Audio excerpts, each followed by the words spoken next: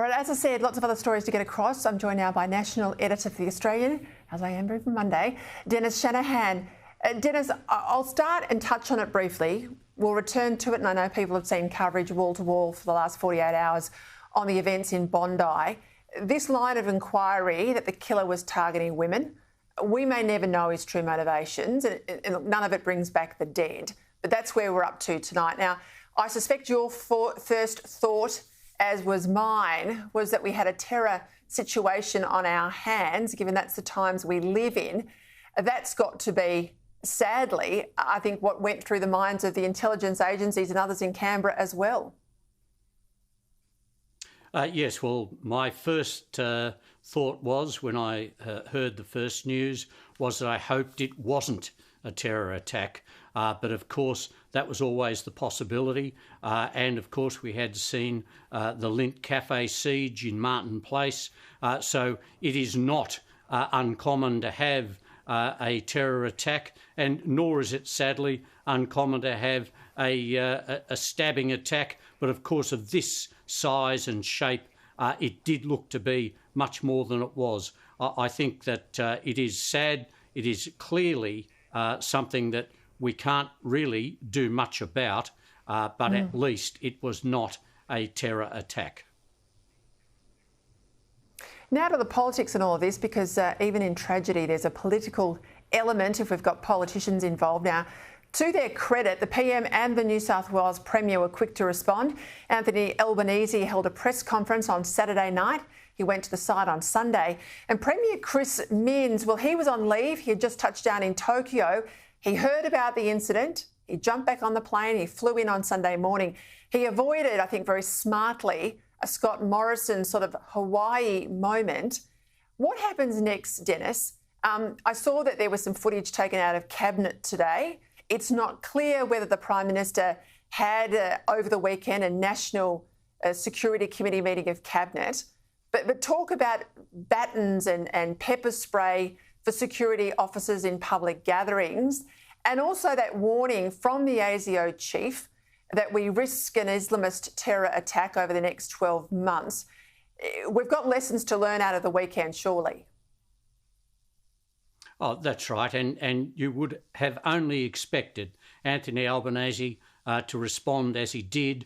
He is a caring, compassionate and sympathetic person who acted quickly as a leader to what was a shocking experience on Australian soil. So he did exactly as he should have and as you would have expected.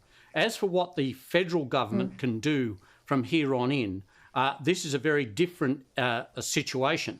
It is not a terror attack. It is not something where the federal government can call in ASIO to work on it. This is a question of mental health care, whether people who are being taken care of properly and whether people should be contained as they were in the old days when they were considered to be a risk to the community. So this has a great deal to do about personal health and what state governments can do, but I don't think there's much the federal government can do because it is not a terror attack. Yeah, but Dennis, I'm not going to disagree, but I'm going to add to that answer, because the first thought went through my head.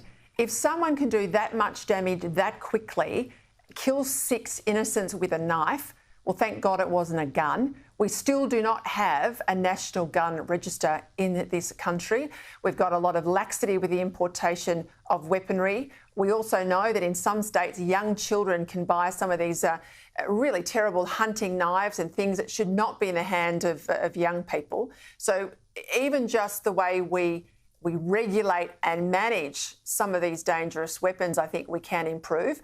And that needs federal leadership because it's a patchwork quilt across the states. Well, that's true, Peter, and we should be doing more on the gun register, you're right.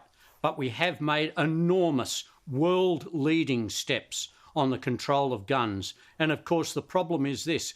Knife usage has gone up. It's gone up everywhere. We saw a domestic incident between groups of young youths in the western suburb of Sydney just before the Bondi massacre. Now, what we're actually seeing is the use of knives because guns aren't as available.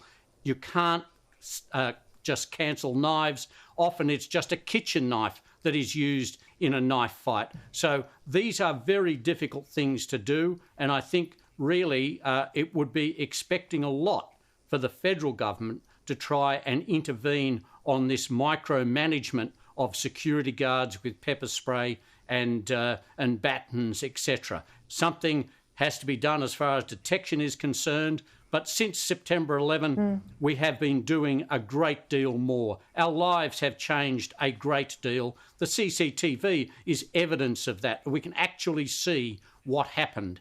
Actually goes to show how much we have actually done, and we can't do everything, unfortunately. Nor can we rest on our laurels, Dennis.